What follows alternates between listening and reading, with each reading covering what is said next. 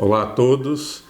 Hoje nós vamos mudar um pouquinho o nosso vídeo, nós vamos fazer umas perguntas e respostas. Então, existem perguntas que são mandadas para a gente pelo site, são perguntas bastante frequentes com dúvidas de vocês. Então, selecionamos algumas dessas que são bastante frequentes para que a gente possa responder. A primeira pergunta é a pergunta da Maria, que ela fala que ela tem 43 anos, fez uma laqueadura há 14 anos, 8 anos depois ela engravidou, mas infelizmente essa criança morreu e ela quer saber se ela pode engravidar novamente. Maria, pode, partindo do princípio que essa laqueadura ela não surtiu efeito, já que você engravidou depois de 8 anos. Isso pode acontecer porque é um procedimento cirúrgico e às vezes no local onde o médico cortou ou amarrou a trompa, forma uma fístula, ou seja, forma um buraquinho de novo e às vezes passa óvulo e passa espermatozoide. É lógico que a principal preocupação hoje é a sua idade. Então, estar com 43 anos diminui bastante a chance de uma gravidez acontecer e aumenta o risco dessa gravidez acontecer com algum problema. Por quê? Porque a qualidade dos óvulos de hoje é diferente da qualidade dos seus óvulos de 8 anos atrás, quando você tinha 35 anos. Então, o melhor é buscar uma ajuda especializada, entender hoje como é que estão seus hormônios, entender como é que está a sua reserva ovariana, ou seja, o seu número de óvulos, e para você ter mais claro quais são suas chances de uma gravidez aos 43 anos. A nossa segunda pergunta é da Alessandra. A Alessandra pergunta qual é a chance de uma mulher que fez laqueadura engravidar com FIV. Na verdade, Alessandra, a laqueadura, se ela não teve uma influência no ovário, ou seja, quando o médico foi fazer uma laqueadura, pode ter, por exemplo, lesado ou tirado alguns vasos que irrigam o ovário, e às vezes isso diminui a quantidade de óvulos. O resultado tem a ver com a sua idade, ou seja, quanto mais jovem você for, maior a chance de engravidar numa fertilização. Mulheres ao redor dos 35 anos têm uma chance ao redor de 50%, 60% de engravidar em uma tentativa de fertilização.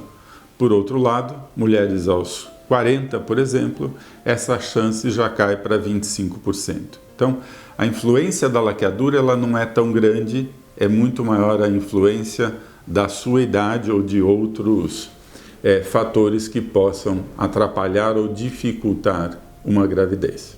A nossa terceira pergunta é feita pela Jéssica e fala qual a porcentagem de chances de FIV quando se tem endometriose. Jéssica, muito parecido, ou seja, suas chances têm mais a ver com a tua idade. A gente se preocupa com endometriose porque muitas vezes endometriose pode estar associada a uma menor qualidade de óvulo e um menor número de óvulos. Lógico, se você tem um número menor, uma qualidade menor, a chance pode ser menor. Mas, a princípio, a endometriose não atrapalha quando você tem bons embriões. Então, o importante é ter óvulo, ter uma boa indução de ovulação, não perder tempo, né? Endometriose hoje é uma das principais indicações de fertilização de causa feminina. Então, é o nosso dia a dia lidar com pessoas com endometriose. Precisa alguns cuidados diferentes? Precisa. Então, quando a gente fala em fertilização, fertilização não é uma receita de bolo, não é tudo igual, né? É muito importante a gente saber as características do casal, dessa mulher, desse homem, se tem endometriose, se não tem endometriose, se tem adenomiose ou não. Por quê? Porque o jeito que a gente faz o tratamento, ele tem que ser individualizado. A gente tem que saber as características de cada um. É isso que vai ajudar a gente no resultado final. Nossa quarta pergunta é da Gabriela. A Gabriela teve 2 gravidezes ectópicas e ela quer saber se ela pode engravidar novamente. Gravidez ectópica é quando a gravidez está num lugar onde não deveria, ou seja, a gravidez deveria acontecer lá dentro do útero. A maioria das gravidezes que acontecem fora do útero vão acontecer na trompa, na tuba uterina. Muitas vezes precisa de uma cirurgia, às vezes existe uma resolução espontânea, a gravidez simplesmente não vai adiante. Quem teve uma gravidez ectópica tem um risco maior de ter uma segunda, ou seja, a chance de uma mulher ter uma gravidez ectópica é 1% ou menos. Para quem já teve uma e tem uma nova gravidez, esse risco vai para 30%. Para quem teve duas, esse risco é ainda maior. Se você teve uma em cada trompa, Gabriela, sim, a chance de não engravidar novamente porque essas trompas estão afetadas, ela é grande. Então, às vezes passa de 50% a 60%. Né?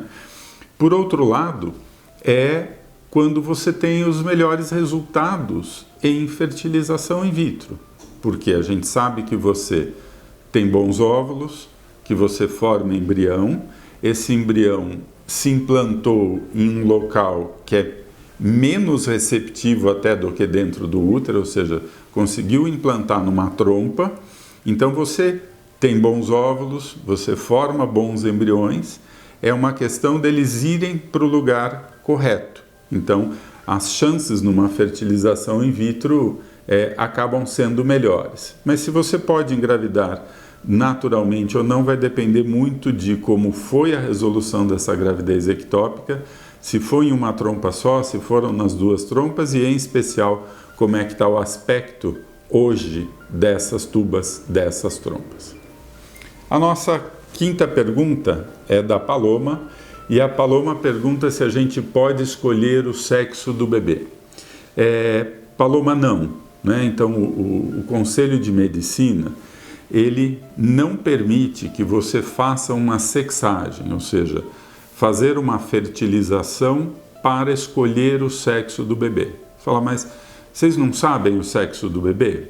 Sim, quando se faz uma análise genética do embrião, a gente recebe um laudo com todos os cromossomos, inclusive os cromossomos sexuais. Então eu sei se aquele embrião é um embrião feminino ou um embrião masculino. Quando que a gente pode escolher o sexo? Doenças ligadas ao sexo. Então, por exemplo, você sabe que se for menino vai ser, tem um risco, pode ser ter hemofilia.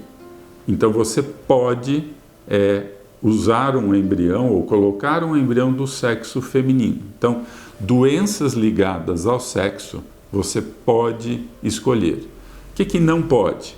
Olha, eu tenho 3 meninas e o sonho do meu marido é ter um menino e eu vim aqui para fazer uma fertilização para ter um menino. Não pode, no Brasil é proibido. Então essas foram as perguntas selecionadas para essa sessão. A gente fica muito feliz de poder orientar, responder as perguntas, tirar as dúvidas de vocês. Então, fiquem à vontade, pode mandar pergunta através do site, das redes sociais, e nós vamos compilando essas perguntas, vendo as dúvidas mais frequentes, mas ficaremos sempre muito felizes em responder a todos.